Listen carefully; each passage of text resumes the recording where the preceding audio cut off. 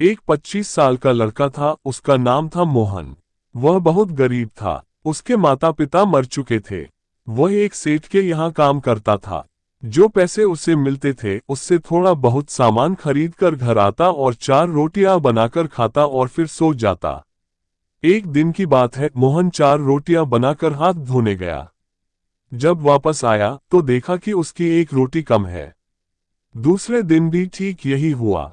जब वह हाथ धोकर लौटा तो एक रोटी फिर से गायब थी।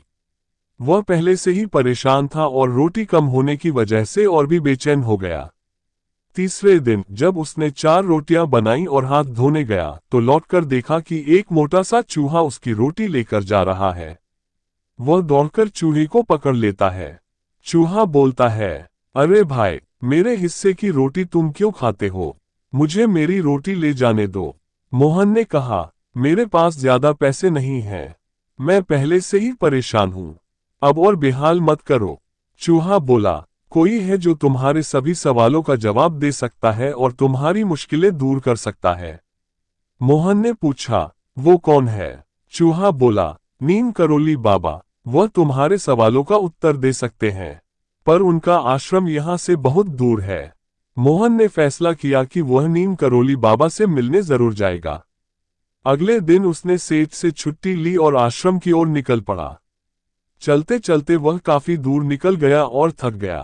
रास्ते में उसे एक बड़ी हवेली दिखाई दी। वह सोचता है, थोड़ी देर यहाँ आराम कर लेता हूँ।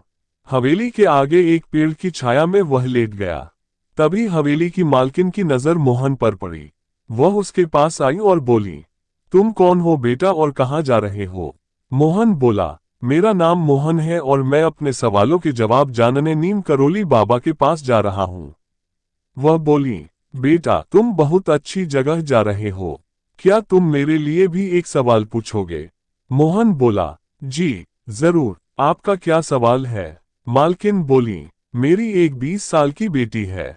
जब से वह पैदा हुई है मैंने आज तक उसकी आवाज नहीं सुनी। वह कब बोलेगी? मोहन बोला, मैं आपके सवाल का उत्तर लेकर जल्द लौटूंगा। वह फिर वहां से निकल पड़ा। काफी दूर चलने के बाद उसे ऊंचे ऊंचे पहाड़ और बर्फ दिखाई दी। वह सोचने लगा, अब मैं इन पहाड़ों को कैसे पार करूंगा। तभी उसे एक पेड़ के नीचे एक साधु बाबा बैठे दिखाई दिए। मोहन उनके पास गया और बोला, बाबा मुझे नीम करोली बाबा से मिलने जाना है, पर ये पहाड़ रास्ता रोक रहे हैं। साधु बाबा बोले, मैं तुम्हें पार करवा सकता हूं, लेकिन बदले में तुम्हें मेरा एक सवाल नीम करोली बाबा से पूछना होगा। मोहन बोला, बिल्कुल, आपका सवाल क्या है? बाबा बोले, मैं पिछले 1000 साल से तपस्या कर रहा हूं। क्या मैं कभी स्वर्ग जाऊंगा? मोहन बोला, मैं आपका जवाब लेकर जल्द लौटूंगा। बाबा ने मंत्र पढ़ा और अपनी शक्तियों से मोहन को पहाड़ों के पार पहुंचा दिया। फिर मोहन आगे बढ़ा। रास्ते में एक बहुत बड़ी नदी मिली। मोहन सोचने लगा, इतनी बड़ी नदी मैं कैसे पार करूं? तभी उसे एक बड़ा सा कछुआ दिखाई दिया। मोहन उसके पास गया और बोला, क्या आप मुझे अपनी पीठ पर बैठाकर नदी पार करा देंगे? कछुआ बोला, हाँ आओ बैठो। कछुआ जब नदी पार करा रहा था तो बोला, तुम कहाँ जा रहे हो? मोहन ने कहा, मैं नीम करोली बाबा से मिलने जा रहा हूँ। कछुआ बोला, क्या तुम मेरे लिए भी एक सवाल पूछोगे? मोहन बोला, हाँ जरूर। कछुआ बोला, मैं पिछले 500 साल से इस नदी में हूँ।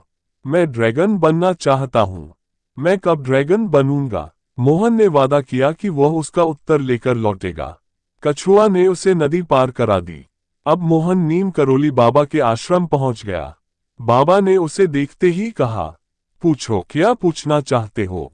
मैं तुम्हारे 3 सवालों का जवाब दूंगा। मोहन सोच में पड़ गया कि किसके 3 सवाल पूछे और किसे छोड़ दे। सबसे पहले उसके मन में हवेली की मालकिन का चेहरा आया। उनकी आंखों में आंसू थे। फिर साधु बाबा याद आए और फिर कछुआ। मोहन ने सोचा, मैं तो पहले से ही नौकरी कर रहा हूं, घर है, खाना है। मैं मेहनत करके सब हासिल कर सकता हूं। उसने अपने सवाल छोड़कर तीनों के सवाल पूछे। बाबा बोले, हवेली की मालकिन से कहना जब उनकी बेटी की शादी होगी तब वह बोलने लगेगी। कछुए से कहना जब वह अपना कवच उतार देगा वह ड्रैगन बन जाएगा। और साधु बाबा से कहना जब वे अपनी जादुई शक्तियां त्याग देंगे तब स्वर्ग जा सकेंगे। मोहन ने बाबा को प्रणाम किया और लौट पड़ा। सबसे पहले वह कछुए के पास गया और बोला, जब तुम अपना कवच उतार दोगे तब तुम ड्रैगन बन जाओगे। कछुए ने जैसे ही कवच उतारा उसमें से बहुत सारे कीमती मोती निकल पड़े।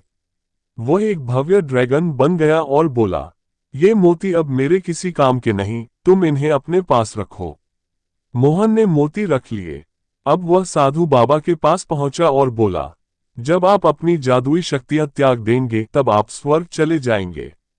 बाबा ने अपनी शक्तियां मोहन को सौंप दी। अंत में वह हवेली पहुंचा और मालकिन से कहा, नीम करोली बाबा ने कहा है कि जब आपकी बेटी की शादी होगी तब वह बोलने लगेगी। मालकिन भावुक हो गई और बोली, तुमसे अच्छा लड़का मेरी बेटी के लिए कौन हो सकता है। मैं अपनी बेटी की शादी तुमसे करूंगी। शादी के बाद लड़की पहली बार बोली, अरे आप तो वही हो ना जो उस दिन आए थे। अब मोहन के पास दौलत थी, मोती थे, जादुई शक्तियां थीं और सबसे बड़ी बात सच्चे त्याग का फल उसे मिला था।